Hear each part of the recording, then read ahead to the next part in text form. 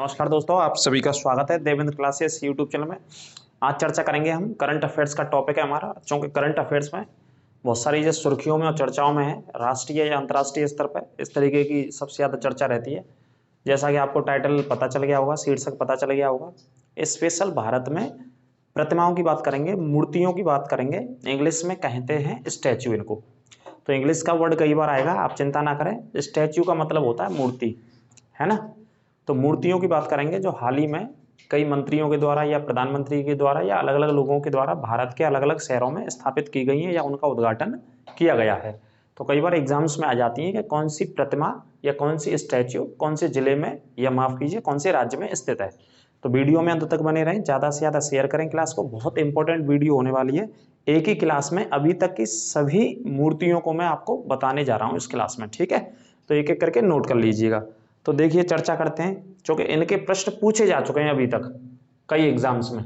तो हेडिंग डाल लीजिए, आज का टॉपिक है हमारा प्रतिमा, मूर्ति या इंग्लिश में बोलते हैं स्टैच्यू, ठीक है। तो सबसे पहले जो हाल ही में चर्चा थी उसे पढ़ लेते हैं। विश्व की सबसे ऊंची नटराज की मूर्ति। ये विश्व की सबसे ऊंची मूर्ति है, लेकिन किन की है? नटराज की मूर्ति है। ये पॉइंट याद रखना है आपको, है ना। ऐसे विश्व में सॉरी, विश्व में अलग अलग ऊंची मूर्तियां हैं, लेकिन आपको पढ़ना इस सेंस से है कि मूर्ति किसकी पूछी जा रही है। भगवान शिव की पूछी जा रही है, किसी महापुरुष की पूछी जा रही है, भगवान श्री राम की पूछी जा रही है, या हनुमान जी की मूर्ति है कहीं पे, ठीक है। तो ये मूर्ति का जो इंपॉर्टेंट पॉइंट है वो है नटराज की मूर्ति। आपसे ये पूछा जाएगा कि विश्व की सबसे ऊंची मूर्ति बताइए, नटराज की कहां पर स्थापित की गई है। तो ये पॉइंट याद रखना है। तो हाल ही में चर्चा में था, 28 फीट ऊंची है जी इसकी हाइट जो है वो 28 फीट है। ये भारत मंडपम में स्थापित की गई दिल्ली में। भारत मंडपम कहाँ है? जिसमें G20 का सम्मेलन हुआ अभी हाल ही में 8 से 10 सितंबर तक। कौन सा सम्मेलन हुआ? G20 का। 8 से लेकर के 10 सितंबर तक ये सम्मेलन चला था, ठीक है।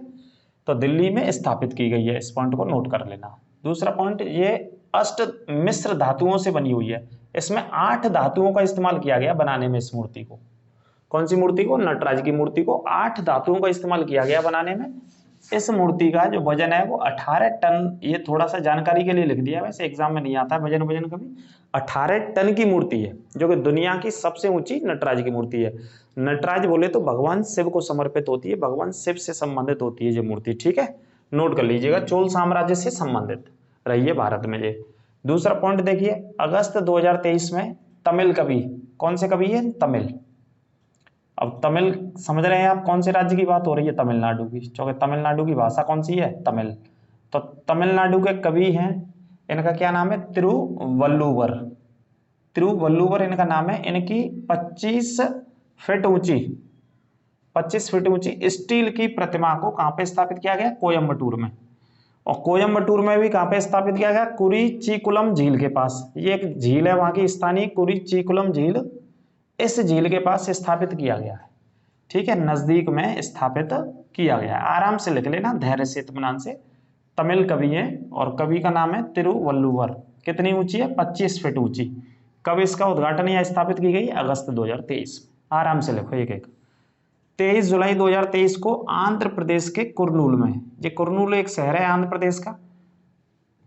और एक और बात बता दूं मैं, शहर काफी इंपॉर्टेंट पॉइंट आपको, 1953 में यह राजधानी भी हुआ करता था आंध्र प्रदेश की। 1953 में अगर बात करें तो आंध्र प्रदेश की राजधानी क्या थी? यही थी आंध्र प्रदेश की राजधानी, जो कि वर्तमान में आंध्र प्रदेश की राजधानी क्या है? अमरावती। लेकिन उस समय राजधानी क्या था? कुरनूल शहर था उस समय। कब की बात कर रहे हैं? 53 की, ठीक है। अब मूर्तियों की बात कर रहे हैं, तो भगवान श्री राम की 108 फीट ऊंची प्रतिमा का शिलान्यास यहाँ पे किया गया। 108 फीट ऊंची है ये, ठीक है। कई बार ऑप्शन में आपसे फिट में ही पूछा जाता है कि भाई बताइए, अभी हाल ही में भगवान श्री राम की प्रतिमा स्थापित की गई है, कितने फीट ऊंची है? 4 ऑप्शन आ जाएंगे, 110 फीट ऊंची, 108 फीट ऊंची, या 115 फीट ऊंची, या 120 फीट ऊंची। ये याद रखना है आपको, ठीक है। और कहां पर स्थापित की गई है? आंध्र प्रदेश के कुरनूल में। ये पॉइंट याद रखिएगा। कब स्थापित की गई? 23 जुलाई 2023 को। अगला है स्टैच्यू ऑफ वननेस। देखो कई बार क्वेश्चन ऐसे बनता है, ऐसे ही प्रश्न आएगा, स्टैच्यू ऑफ वननेस। वननेस का मतलब होता है एकता। वननेस का मतलब होता है एकता स्थापित करना, या एकता को कहा जाता है हिंदी में, ठीक है। अब ये किन की मूर्ति है? वननेस वाली आदि शंकराचार्य जी की 108 फीट ऊंची मूर्ति है ये। कितनी फीट है? 108 फीट ऊंची है।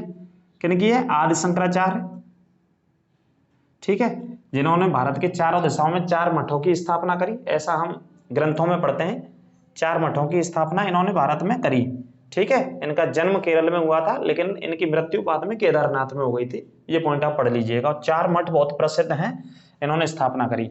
तो 108 फीट ऊंची कौन सी जगह स्थापित की गई? खंडवा जिले में।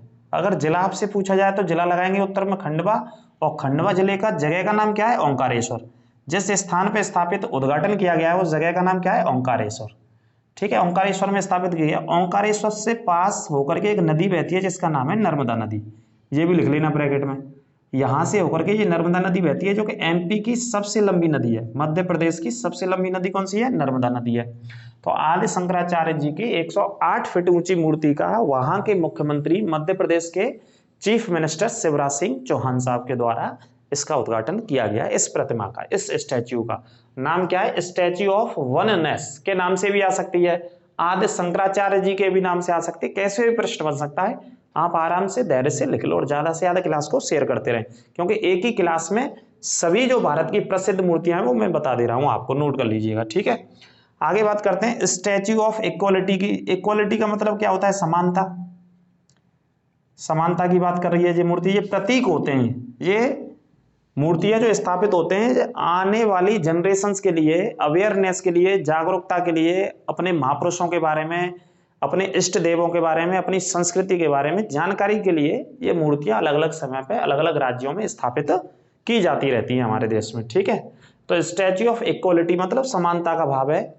तो 216 फीट ऊंची प्रतिमा है जी, किनकी? रामानुजाचार्य की। ये एक संत थे रामानुजाचार्य, इनको भी हम पढ़ते हैं, इतिहास में उल्लेख आता है।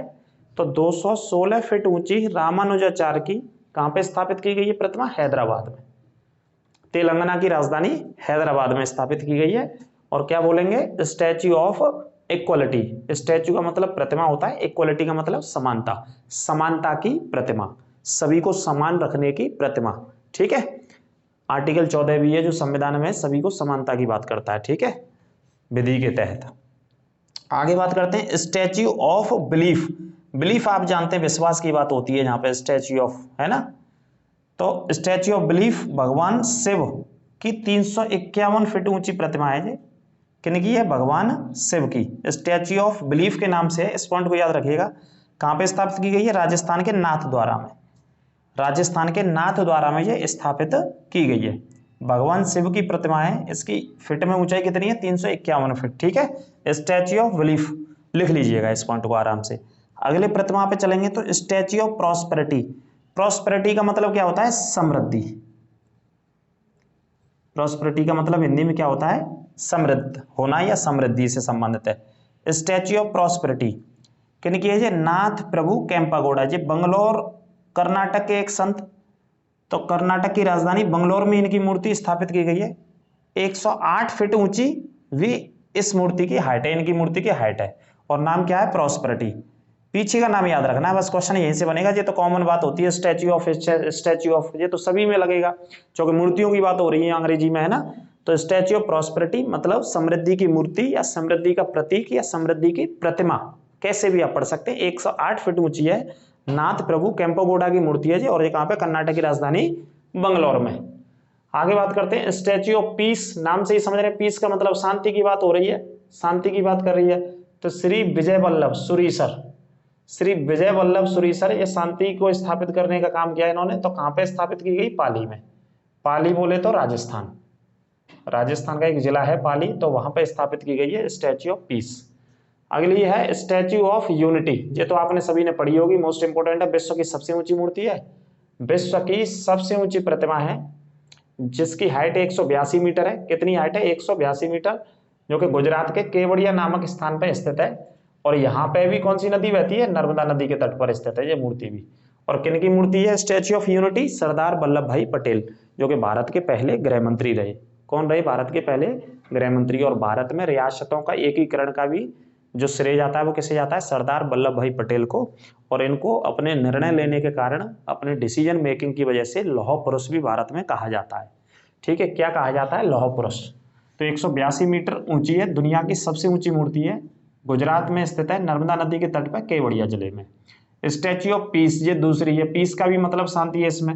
ये कहाँ पे? श्रीनगर में। रामानुजाचार्य की शांति का प्रतीक है ये मूर्ति, शांति स्थापित करने का प्रतीक है, रामानुजाचार्य की है। ठीक है, इसमें मैं हाइट नहीं लिख पाया हूं गलती से, इसे आप चेक कर लीजिएगा। ठीक है, लेकिन इतना याद रखना, स्टैच्यू ऑफ पीस श्रीनगर में स्थित है, कश्मीर की राजधानी श्रीनगर में रामानुजाचार्य की मूर्ति है। अगला पॉइंट है 6 अप्रैल 2023 को, ये करंट का ही पॉइंट है, गुजरात के सालंगपुर में, गुजरात के कौन सी जगह में? सालंगपुर में श्री हनुमान जी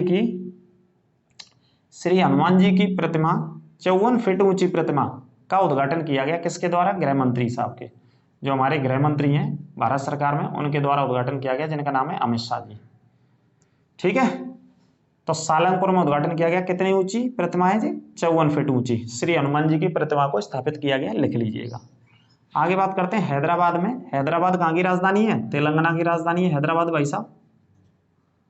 ठीक है, तेलंगाना कब बना? 2 जून 2014 को तेलंगाना बना, ये भी लिख लेना। कब स्थापना हुई तेलंगाना की? 2 जून 2014 को। और कौन से राज्य में से बनाया गया? आंध्र प्रदेश में से तेलंगाना को काट करके, अलग विभाजित करके बनाया गया। ठीक है, तो डॉक्टर BR अम्बेडकर जी की 125 फीट ऊंची, कितनी फीट ऊंची है? 125 फीट ऊंची कांस्य की, इसमें कांस्य का इस्तेमाल हुआ, कांस्य बोले तो कॉपर का है ना, तो यह तांबे की प्रतिमा का उद्घाटन किया गया।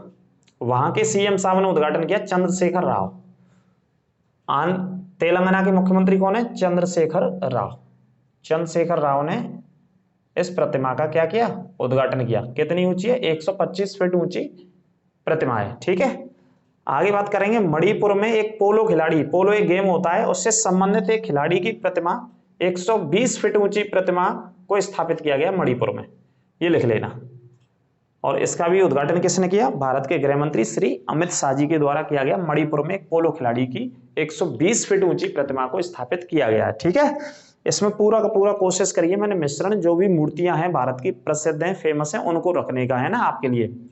आगे बात करते हैं विश्व में पहली महिला क्रिकेटर, जो विश्व की पहली महिला क्रिकेटर हैं जिनकी मूर्ति स्थापित की गई है, नाम है इनका वेलिंडा क्लार्क। और ये क्रिकेटर कहाँ की है? ऑस्ट्रेलिया की, और ऑस्ट्रेलिया में मूर्ति स्थापित की गई है। ये पहली कोई महिला क्रिकेटर बनी है कि इनकी प्रतिमा को स्थापित किया गया है ऑस्ट्रेलिया के भीतर, ऑस्ट्रेलिया की खिलाड़ी हैं, नाम लिख लीजिएगा, वेलिंडा क्लार्क। ठीक है, आगे बात करते हैं नटराज की जो मूर्ति सबसे पहले मैंने पढ़ाई कि नटराज की मूर्ति का संबंध किससे है? तो चोल मूर्ति कला से संबंध है, ये भी लिख लेना, चोल मूर्ति कला से संबंधित है। और चोल साम्राज्य दक्षिण भारत का साम्राज्य था, और दक्षिण भारत में चोल साम्राज्य ने कहाँ पे शासन किया? तमिलनाडु पे शासन किया था अगर बात करें तो।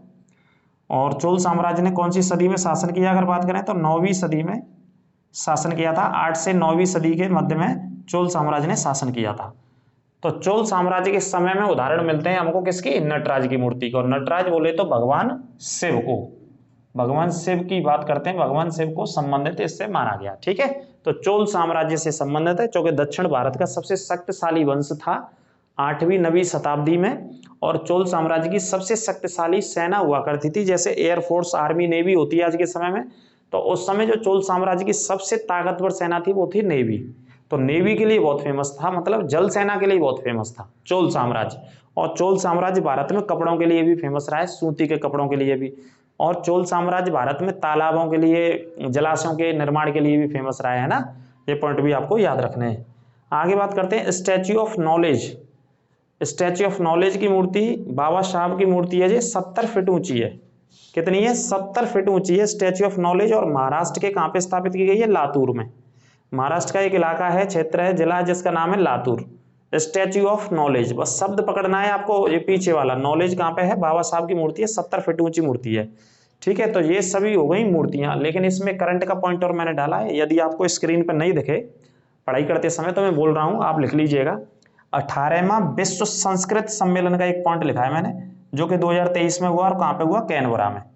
ऑस्ट्रेलिया का एक शहर है कैनबरा, वहां पे हुआ। कौन सा हुआ जी? 18वां विश्व संस्कृत सम्मेलन ऑस्ट्रेलिया के कैनबरा शहर में आयोजित हुआ। तो ये क्लास थी हमारी भाई साहब प्रतिमाओं की, स्टैच्यूज की या मूर्तियों की, जो भारत में प्रसिद्ध हैं, या भगवान श्री राम की, या हनुमान जी की, या भगवान शिव की, या सरदार वल्लभ भाई पटेल की, या बाबा साहब BR अम्बेडकर की। तो ये जितनी प्रतिमा मैंने आपको पढ़ाई है ना, वैसे कई बार एग्जाम्स में आ चुकी हैं, इनको एक बार में नोट्स बना लेना, जब भी कोई अपडेट होगी तो उसे आपके बारे में सूचित कर देंगे करंट अफेयर्स में। लेकिन अभी तक हाल फिलहाल की ये प्रतिमा बहुत प्रसिद्ध है, इनको एक ही पेज पे आप लिख लीजिएगा, क्योंकि आने वाले एग्जाम्स में करंट अफेयर्स में ये पॉइंट, ये क्लास, ये सेगमेंट आपके लिए काम आएगा। क्लास कैसी लगी ये अवश्य बताएं, कोई समस्या फिर भी हो इस क्लास से संबंधित तो कमेंट करके आप पूछ सकते हैं, उसका उत्तर अगली क्लास में आपको दे दिया जाएगा, यथावत दिया जाएगा। लाइक करने में बिल्कुल कंजूसी ना करें, यदि चैनल पर नए हैं हमारे साथ तो सब्सक्राइब अवश्य करें, बेल आइकन दबाना ना भूलें, जिससे कि आपको अगला नोटिफिकेशन मिलता रहेगा और मिल जाएगा। यदि आप चैनल पे हमारे साथ पुराने जुड़े हैं, पुराने सब्सक्राइबर हैं, पुराने व्यूअर्स हैं, तो क्लास को ज़्यादा से ज़्यादा शेयर करें। अपना ख्याल रखें, आर्टिकल 47 का फॉलो करें और जीवन में विनम्रता बनाए रखें। इन्हीं शब्दों के साथ समाप्त करते क्लास को, अगली क्लास में फिर मिलेंगे। नमस्कार।